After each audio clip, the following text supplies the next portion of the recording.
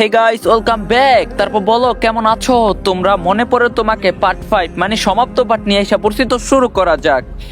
রাফি বলো তোর ধারণার বাইরে। মেঘলাকে নিয়ে চলে গেল রাফি।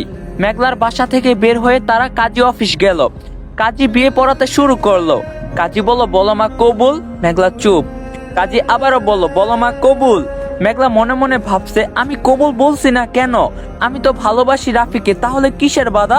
ভাবতে ভাবতে কবুল বলে দিল। তারপর কাজী বলল, বাবা বলো কবুল। রাফি বলল, আপনি না বললো আমি বলবো কবুল কবুল কবুল। কাজী বলল, আপনারা আজ থেকে স্বামী স্ত্রী। রাফি মেঘলাকে নিয়ে বাড়ি ফিরলো। সবাই খুশি, কিন্তু নেহা না। সবাই উপস্থিতিতে রাফি নেহাকে চর মারে। নেহা চরের ব্যাগ সামলাতে না পেরে পড়ে যায়। রাফি বলল, আজ এই মুহূর্তে তুই এই বাড়ি থেকে চলে যাবি, আর কোনোদিন আসবি না। তোর এত বড় সাহস, তুই আমার জিনিসে হাত দিস। পিকগুলো এডিট করা ছিল তাই মাফ করে দিলাম, না হলে তোর অবস্থা এমন করতাম আর দ্বিতীয়বার দাঁড়াতে পারতি না। সবাই বুঝে যায় মেঘলার পিকগুলো নেহার চক্রান্ত। রাত 12টা, মেঘলা বসে আছে রাফির রুমে। পুরো রুমটা গোছানো, কিন্তু সাজানো না যেমন মেঘলা আজ সাজানো। রাফি রুমে আসে, দেখলো মেঘলা চুপটি করে বসে আছে, পরনে হলুদ শাড়ি, বেশ লাগছে আজ। রাফি বলল, তোকে না বলছি লাল লিপস্টিক দিবি না? তখন মেঘলা বলল, আমি সাজি নাই, পার্লারের মেয়েরা সাজিয়েছে মাথা নিচু করে। তখন রাফি বলল, সরি, আসলে আমি এরকম বিহেভ করতে চাইনি, কিন্তু তোকে ছাড়া থাকা আমার পক্ষে সম্ভব নয়, তাই জোর করতে হলো। আর আমি ওই দিন পিকগুলো দেখে তোকে কোনো রকম সন্দেহ করিনি, আমি শুধু জানতে চাইছিলাম এগুলো কে করছে তাই। তখন মেঘলা বলল, ইটস ওকে, কষ্ট দেওয়ার পর সরি শব্দটা বেমানান। তখন রাফি বলল, অনেক রাত হয়েছে, ঘুমিয়ে পড়। মেঘলা ঘুমিয়ে পড়ে। সকালে ঘুম থেকে উঠে মেঘলা শকড খেলো, কারণ রাফি সবেমাত্র ওয়াশরুম থেকে বের হচ্ছে। তাওয়ালা পরে মেঘলা তাকিয়ে আছে রাফির দিকে। ভেজা এলোমেলো চুল, জিম বডি, ধবধবে ফর্সা শরীর, বুকের বাঁ পাশে একটা তিল। রাফি কিছু বুঝতে পেরে মেঘলার দিকে এগিয়ে যায়। তখন মেঘলা বলল, কি হয়েছে, এদিকে আসছো কেন? তখন রাফি বলল, কই কিছু না তো। তখন মেঘলা বলল, তাহলে এই দিকে আসছো কেন? তখন রাফি বলল, আমি আমার বউয়ের দিকে যাচ্ছি, তোর সমস্যা কি? তখন মেঘলা বলল, না মানে হ্যাঁ মানে। রাফি হাসলো, পাগলি একটা। রাফি নাস্তা করে মেঘলাকে বিদায় জানিয়ে বেরিয়ে পড়ে। কলেজে নেতা নির্বাচন করা হবে। কলেজ থেকে 2 জন নির্বাচনে অংশ নিল, রাফি আর সৌরভ বখাটে ছেলে। সৌরভের বাবা এলাকার কমিশনার, তাই সেও পাওয়ার খাটিয়ে সবাইকে ভয় দেখায়। তাদের মার্কা নির্বাচন করা হলো। রাফির মার্কা পদ্মা, সৌরভের মার্কা গোলাপ। সবাই অনেক আনন্দ করছে। অন্যদিকে সৌরভ বলল, যে করেই হোক রাফিকে হারাতে হবে, না হলে আমি ক্ষমতা পাবো না। সব জায়গায় রাফির নাম শুনে আমি ক্লান্ত, আমাদের রাফির দুর্বলতা খুঁজে বের করতে হবে। তখন রুহু বলল, ভাই রাফির দুর্বলতা তো তার প্রাণের প্রিয় মেঘলা। রুহু হলো সৌরভের দলের লোক। সৌরভ বলল, মেঘলাকে? রুহু বলল, ভাই রাফির ফুফাতো বোন, তাও আবার তার ফুপুর পালক সন্তান মেঘলা। তখন সৌরভ বলল, মেঘলার উপর নজর রাখ। এভাবে চললো কয়েকদিন। মেঘলা কিছুটা স্বাভাবিক হয়েছে। মেঘলা তার বাবা মাকে ফোন করে জানিয়েছে সে ঠিক আছে। সকাল থেকে মেঘলা বমি করছে, তা আশিক লক্ষ্য করে। আশিক তার মায়ের কাছে গেল। আশিক বলল, মা শোনো না। তখন ফারজানা বলল, কি হয়েছে বল শুনি। আশিক বলল, মেঘলা প্রেগনেন্ট। ফারজানা বলল, কি তোর মাথা খারাপ হয়েছে নাকি? তখন আশিক বলল, না মা, আমি দেখলাম মেঘলা বমি করছে। তখন ফারজানা বলল, আচ্ছা তুই বরং ডক্টরকে কল করে আসতে বল। তখন আশিক বলল, ঠিক আছে। ডক্টর আসলো, মেঘলাকে চেক করে বলল ফুড পয়জনিং হয়েছে। ডক্টর চলে গেল। তখন ফারজানা বলল, গাধা একটা। রাফি মেঘলার অসুস্থতার কথা শুনে চিন্তিত হলো। বাড়ি ফিরে রাফি সোজা রুমে যায়। মেঘলা বারান্দায় দাঁড়িয়ে আছে। রাফি পেছন থেকে জড়িয়ে ধরে মেঘলাকে। মেঘলা কেঁপে উঠল। রাফি বলল, ভয় পেয়েছি বুঝি আমার বউটা? মেঘলার মন খুশি হয়ে গেল রাফির মুখে বউ ডাক শুনে। রাফি বলল, তোকে কিছুদিন তোর বাবা মায়ের সাথে থাকতে হবে, পারবি? মেঘলা মাথা নাড়লো। রাফি মেঘলাকে তার দিকে ঘুরিয়ে বলল, রাফি বলল, কি হয়েছে তোর, বল আমাকে। আমার মেঘলা এত চুপচাপ হয়ে গেল কেন? আমি আমার আগের মেঘলাকে চাই, যে সারাদিন দৌড়াদৌড়ি ছোটাছুটি করবে, সারাদিন হাসবে। তুই না হাসলে এই বাড়ি যেন আগের মতো চুপচাপ হয়ে যায়। আমি বাইরে যাচ্ছি, নাবিলের সাথে কথা আছে, তুই কাপড় চোপড় গুছিয়ে নে। রাফি চলে গেল নাবিলের সাথে দেখা করতে। তখন নাবিল বলল, কি হয়েছে তোর, মন খারাপ কেন? তখন রাফি বলল মেঘলাকে দিয়ে আসবো। নাবিল বলল কেন, এই মেঘলাকে ছাড়া থাকতে পারিস না? তাই নিয়ে এলি, আবার দিয়ে আসবি কেন? রাফি বলল মেঘলা এখানে সেফ না তাই। তখন নাবিল বলল কেন? রাফি বলল কারণ সামনে নির্বাচন, সৌরভ যেমন ছেলে নিশ্চিত নিশ্চিত মেঘলার ক্ষতি করার চেষ্টা করবে। তখন নাবিল বলল তা ঠিক। তখন রাফি বলল তোর অবস্থা কি? তখন নাবিল বলল ভালো, আমি ভালোবাসা কি বুঝতাম না, আলো আমাকে শিখিয়েছে। এখন না আমি আলোকে ছাড়া কিছুই ভাবতে পারি না, তাই আমি বুঝি তোর কতটা কষ্ট হয়। সকালে রাফি মেঘলা আশিক গেল মেঘলার বাসায়। রাফি মেঘলার বাবার কাছে ক্ষমা চাইলো। মেঘলার বাবা ক্ষমা করে দিল কারণ তার মেয়ে ঠিক আছে। মেঘলারা রুমে যায়, সাথে রাফি। কিছুক্ষণ পর মেঘলার কাজিন আসে। আশিক বলল আরে বাস, আমার বিয়াইনরা তো হেব্বি সুন্দর। তখন কাজলি বলল বিয়াই তা তো আসি এই। তখন আশিক বলল কাজলিকে দেখার পর থেকেই তার প্রেমের ঘন্টা বেজে গেছে। সবাই দুপুরে খাওয়া দাওয়া করলো। রাফি আর আশিক চলে যাবে। রাফি মেঘলার রুমে গেল, মেঘলাকে জড়িয়ে ধরে তার ঘাড়ে মুখ গুজে দিল। তখন রাফি বলল ভালো লাগছে না তোকে ছাড়া, থাকতে কষ্ট হবে। তখন মেঘলা বলল তাহলে নিয়ে আসছো কেন? তখন রাফি বলল তুই বুঝবি না। তখনই রুমে আশিকের এন্ট্রি। তখন আশিক বলল ব্রো চলো তো। আহারে সরি ব্রো, ভুল সময় চলে এলাম। তখন রাফি বলল বুঝতেই যখন পারছিস তাহলে চলে যাচ্ছিস না কেন? তখন আশিক বলল আমি ভাবলাম ডিস্টার্ব হওয়া, তোমার মুড নেই। তখন রাফি বলল দেখ আমি আমি আবার কবে মেঘলাকে কাছে পাবো জানি না, যা আমার চোখের সামনে থেকে, না হলে। আশিক বলল না হলে কি করবা? তখন রাফি বলল লাথি মেরে বের করব। আশিক চলে গেল। মেঘলা এতক্ষণ দর্শক হিসাবে দুই ভাইয়ের তর্ক দেখছিল। তখন মেঘলা বলল লজ্জা লাগে না তোমার ছোট ভাইয়ের সামনে বউকে জড়িয়ে ধরে আসো? তখন রাফি বলল লজ্জা করবে কেন, আমি কি অন্যের বউকে জড়িয়ে ধরছি? আমি তো আমার বউকে জড়িয়ে ধরছি। অন্যদিকে আশিক বলল হাই বিয়াইন। তখন কাজলি বলল বলেন কি বলবেন? তখন আশিক বলল আপনাকে আমার ভালো লাগছে। তখন কাজলি বলল তো কি করব? আশিক বলল নাম্বারটা দিয়ে যান। কাজলি বলল যান, আমি আবার আপনার কবে হলাম? তখন আশিক বলল আজ হয়েছেন। কাজলি আশিককে নাম্বার দিল। আশিক আর রাফি চলে গেল। মাঝ রাস্তায় আশিককে কল দিল মেঘলা। আশিক বলল বলো ভাবি। তখন মেঘলা বলল শোনো আশিক, কাজল ভালো মেয়ে না, ওরা দুই বোন পুরা প্লে বয়, বোঝা গেল? আশিক বলল বুঝতে পারলাম, ধন্যবাদ ভাবি। কিন্তু মেঘলা বলল কিন্তু কি? আশিক বলল আমার কি এই জীবনে গার্লফ্রেন্ড হবে না ভাবি? মেঘলা হাসতে হাসতে গড়াগড়ি খাচ্ছে। আশিক ফোন কেটে দিল। রাফি বলল কি হয়েছে? আশিক বলল তোমার বউকে বললাম আমার কি গার্লফ্রেন্ড হবে না, সে খিলখিল করে হাসছে। এটা শুনে রাফিও হেসে দেয়। আশিক বলল হায় রে কপাল, মেঘলা তার বাবার বাড়ি ভালো আছে। অন্যদিকে সৌরভ অনেক খুঁজে মেঘলার ঠিকানা পায়। সৌরভ বলল যে করেই হোক মেঘলাকে আমার সামনে হাজির কর। মেঘলা তার চাচাতো বোনের সাথে মার্কেটে যাচ্ছিল, তখন রুহু আরো কয়েকজন মেঘলাকে কিডন্যাপ করে সৌরভের সামনে হাজির করে। সৌরভ বলল হাই। মেঘলার হাত পা বাঁধা চেয়ারে। মেঘলা বলল কে আপনি? সৌরভ বলল তুমি চিনবা না আমাকে, আমি সৌরভ। তখন মেঘলা বলল ও আপনি সে যে ভাইয়ার বিপক্ষ দল তাই না? তখন সৌরভ বলল তাহলে তো চিনছ। তখন মেঘলা বলল আমাকে এখানে কেন নিয়ে আসা হয়েছে শুনি? সৌরভ বলল তোমাকে মারবো বলে মেঘলার মাথায় গান পয়েন্ট করে, কিন্তু মেঘলা বিন্দু মাত্র ভয় পায় না। সৌরভ বলল আরে তুমি ভয় পাও না? তখন মেঘলা বলল না ভয় পাই না, যারা ভয় পায় তারা কাপুরুষ, আমি কি কাপুরুষ নাকি? আর আমার গায়ে হাত দিলে রাফি আস্ত রাখবে না আপনাকে। এর মধ্যেই রাফি খবর পায় মেঘলা কিডন্যাপ হয়েছে, তাই সব জায়গা খোঁজ লাগালো। আজ 5 দিন মেঘলা নিখোঁজ। রাফির অবস্থা মরা। অন্যদিকে সৌরভ মেঘলাকে বন্দি করে রেখেছে। মেঘলার অবস্থা অনেক খারাপ। আকাশের ফোনে রাফি মেঘলার খবর জানতে পারে। তখন সৌরভ বলল আর কিছুদিন বেবি, তারপর তোমাকে ছেড়ে দিব।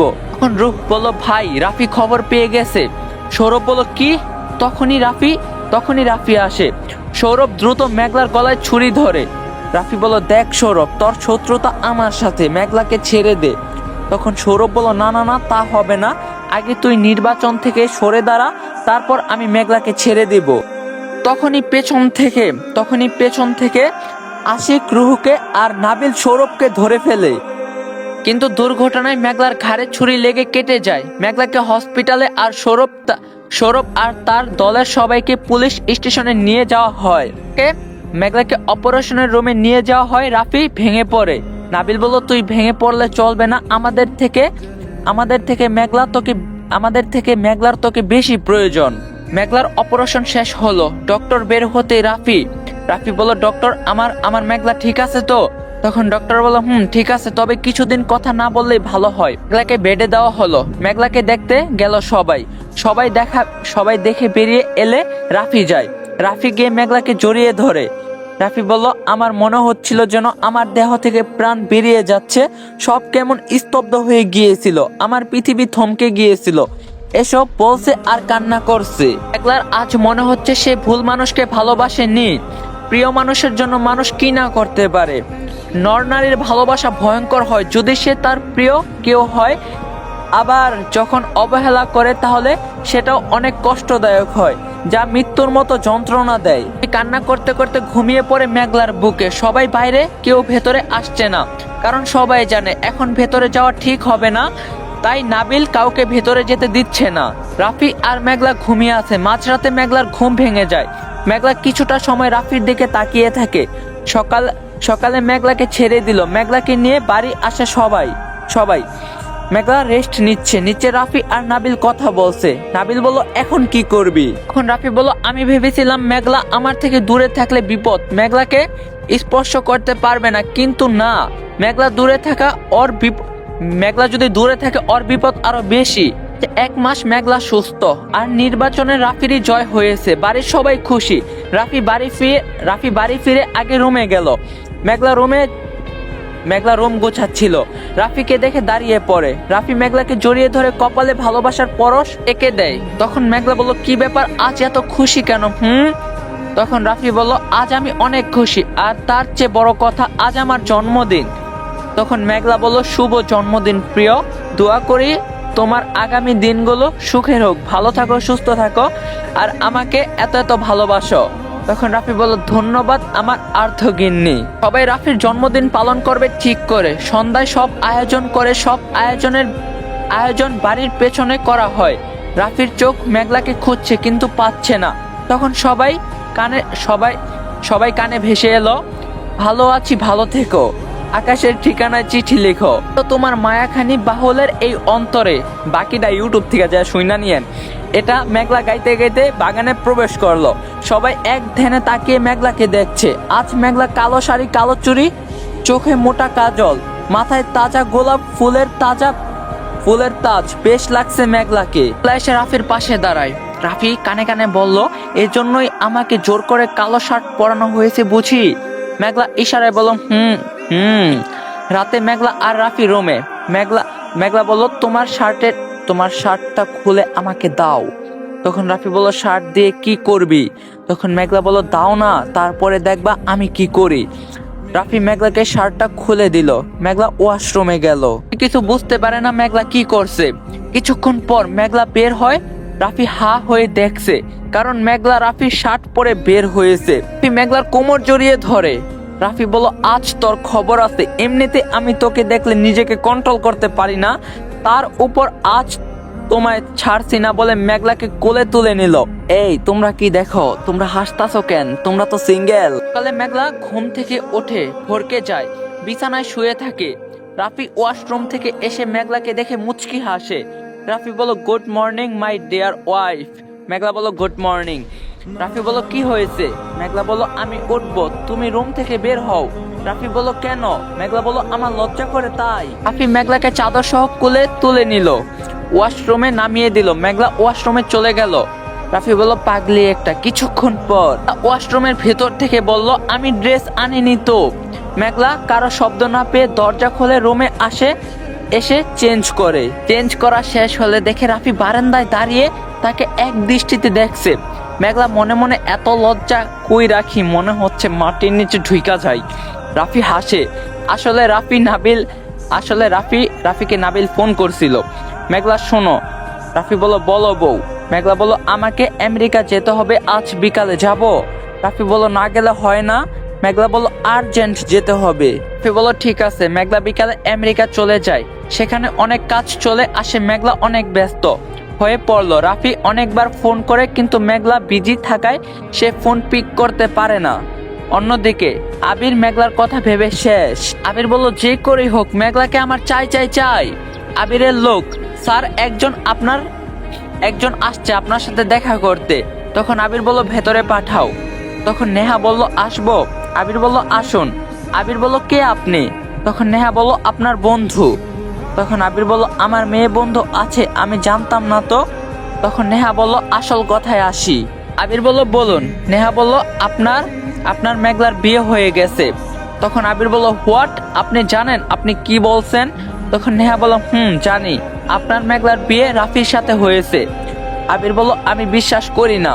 নেহা আবিরকে কিছু পিক দেখায়, আবার আবির শিউরে ওঠে। আবির বলল এটা হতে পারে না, মেঘলা আমার, শুধু আমার, আর কারো নয়। তখন নেহা বলল আপনি মেঘলাকে আর আমি রাফিকে ভালোবাসি, আমরা যেহেতু ওদের পাবো না, ওদের বেঁচে থাকার অধিকার নেই।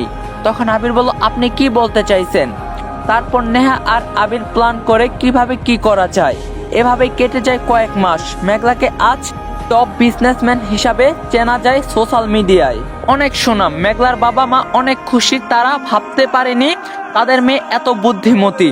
এই কয়েক মাসে আবির আর নেহা অনেকবার মেঘলা রাফির ক্ষতি করার চেষ্টা করছে কিন্তু পারেনি। মেঘলা হসপিটালে গিয়েছিল, আজ তার মন অনেক খুশি। আজ রাফিকে বলবে তার খুশির কারণ, তাই আজ নতুন করে সেজেছে। হঠাৎ মেঘলার ফোনে কল আসে রাফির, কিন্তু ফোনের ওই পাশ থেকে যা বলে তা শুনে মেঘলার হাত থেকে ফোন পড়ে যায়। মেঘলা কাউকে কিছু না বলে বাসা থেকে বের হয়। মেঘলা গাড়ি ড্রাইভ করছে, তাকে কেউ ফোনের ওপাশ থেকে বলছে রাফির অ্যাক্সিডেন্ট হয়েছে। মেঘলাকে অ্যাড্রেস দিচ্ছে, সেখানে যেতে বলছে। মেঘলা পৌঁছে যায় কিন্তু জায়গাটা তার ভালো মনে হচ্ছে না।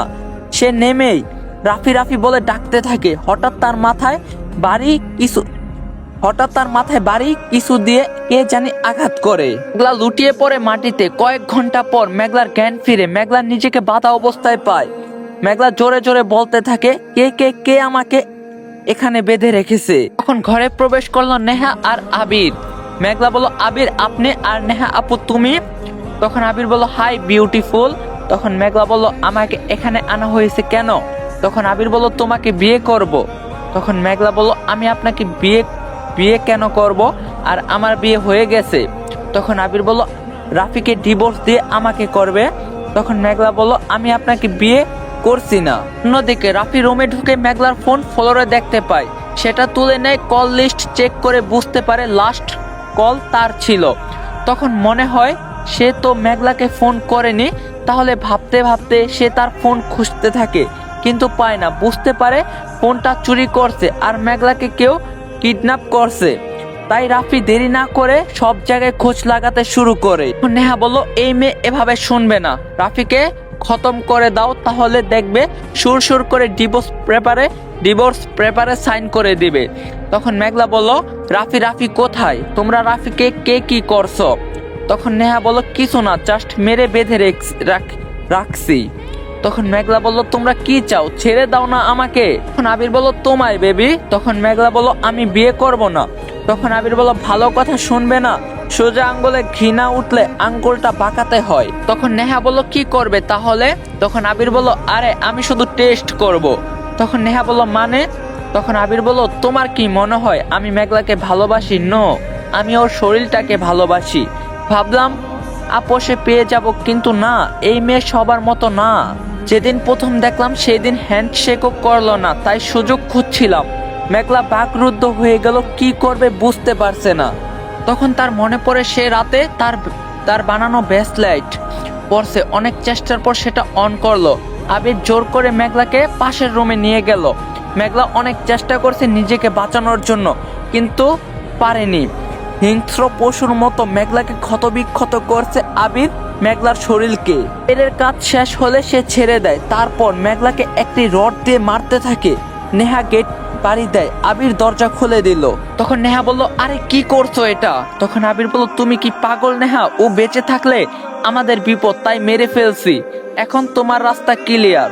আবির তার লোককে বলল মেঘলাকে রাফির বাড়ির সামনে ফেলে আসতে। রাফি তার পুরো পরিবার ড্রয়িং রুমে পড়ে আছে।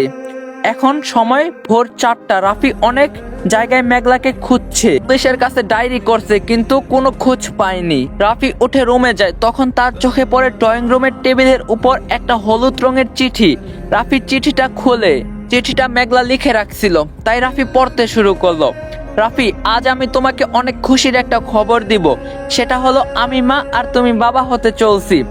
আমি আমার গর্বে আমাদের ভালোবাসার স্মৃতি উপস্থিতি টের পেয়ে ডক্টরের কাছে যাই। ডক্টর বলে আমি প্রেগনেন্ট।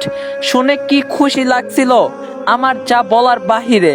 আর শুভ জন্মদিন প্রিয়, তোমাকে দেওয়ার মতো কিছুই নেই, তাই নতুন করে আমি আমাদের ভালোবাসার স্মৃতি তোমাকে দিলাম, বুঝছো? আর একটা কথা, সবসময় আমাকে এভাবেই ভালোবাসবে, কেমন? রাফি নিচে যায়। রাফির বাবা বলো, তোর হাতে এটা কি? রাফি হুট করে তার বাবাকে জড়িয়ে ধরে কান্না করতে থাকে। সবাই জিজ্ঞাসা করলো। রাফি বলে, আমি বাবা হব। মা, মামা শোনো, শোনো না, আমি বাবা হব। মেঘলা মা হবে বাবা। আশিক শুনছিস? নাবিল তোরা চাচ্চু হবি। হঠাৎ দারোয়ান মেঘলা ম্যাডাম বলে চিৎকার দেয়। সবাই বাড়ির বাইরে আসে। দারোয়ান বলো, স্যার দেখেন ম্যাডাম রে কেডা জানি ফালাই রেখা গেছে। আশিক বলো, কে করছে? দারোয়ান বলো, জানি না তো, একটা প্রাইভেট কার ছিল। রাফি বসে মেঘলাকে তুলে নেয়। রাফি বলল, এই মেঘলা, মেঘলা ওঠো না, দেখো আমি জানতে পারছি তুমি মা হতে চলছিস। তুই বলছিস না আমার জন্মদিনের উপহার দিবি, দে না, উঠ না, এভাবে চুপ করে থাকিস না। আবার চোখে পানি। সকাল হলে মেঘলার বাবা মা এলো। রাফি সেই যে মেঘলাকে জড়িয়ে ধরে আছে আর ছাড়ছে না। তখন নাবিল বলল, দেখ রাফি, লাশ বেশিক্ষণ রাখা ঠিক না। রাফি বলল, না আমার মেঘলার কিছু হয়নি। মেঘলা অভিমান হয়েছে, তাই সে ঘুমিয়ে আছে। তোরা মেঘলাকে একটু ঘুমাতে দে, হলে তো ওর শরীর খারাপ করবে। তখন নাবিল বলল, দেখ রাফি বলল, আমার মেঘলাকে যে আমার থেকে দূরে সরাতে চাইবে তাকে আমি খুন করে ফেলবো। নাবিল কি করবে ভেবে পাচ্ছিল না। সে রাফিকে এভাবে দেখতে পারছে না। কোনো উপায় না পেয়ে নাবিল রাফিকে একটা ইনজেকশন পুশ করে আর রাফি ঘুমিয়ে পড়ে। সবাই হু হু করে কেঁদে চলছে। নাবিল আশিক সব রেডি করে। মেঘলার জানাজা হয়, সবাই বসে আছে। এই ঘটনাটা কয়েকদিন পর পার হয়, কিন্তু রাফি নিস্তব্ধ হয়ে যায়। রাফি মেঘলার ফোন থেকে আসামি কারা জানতে পারে, তাদের পুলিশ গ্রেফতার করে। আশিক বলল, তারপর থেকে ভাইয়া এরকম চুপচাপ থাকে, কারো সাথে কথা বলে না। তখন অর্পা বলল, ভাইয়া ভাবিকে অনেক ভালোবাসতো তো। আশিক বলল, ভালোবাসতো না, এখনো বাসে। অর্পা আশিকের বউ। আমাদের ভাগ্য এমন একটা জিনিস, আমরা চাইলেও বদলাতে পারি না। এটা আল্লাহ ছাড়া কেউ বদলাতে পারে না। গাইস, আমি জানি আপনারা ভাবতে পারেন না যে মেঘলা মারা যাব। আসলে আমিও ভাবতে পারি না যে মেঘলা মারা যাব। তাও কিছু করার নাই। দেখেন, বাস্তব জীবনও অনেক মানুষের সাথে এরকম হয়। মানুষ মানুষের ভালো দিকটা দেখতে পারে না। তো সব গল্প তো হ্যাপি এন্ডিং হয় না। তো গল্পটা এখানেই সমাপ্ত হয়েছে। রাফি নিস্তব্ধ হয়ে গেছে। রাফি জীবনে আর কারোর সাথে কথা বলে নাই। মেঘলা মারা গেছে। তো জানি না আপনাদের কাছে গল্পটা কেমন লাগছে, বাট আমি আমার সর্বোচ্চ দেওয়ার চেষ্টা করছি, সর্বোচ্চ দিয়ে ভালো করার চেষ্টা করছি। বাকিটা আপনাদের কাছে কেমন লাগছে কমেন্টে জানাবেন। আর কালকে একটা নতুন গল্প আসবে, আশা করি ওইটা দেখবেন সবাই। ওইটা অনেক মারাত্মক হইব, সুন্দর হইব। তো কালকে ঠিক সন্ধ্যা 6টা বাজে গল্প আসবে, সবাই রেডি থাকেন। দেখা হইব কালকে। সবাই ভালো থাকেন, সুস্থ থাকেন। আর চ্যানেলে যারা নতুন আছেন অবশ্যই চ্যানেলটা সাবস্ক্রাইব করবেন। দেখা হইব কালকে। আল্লাহ হাফেজ।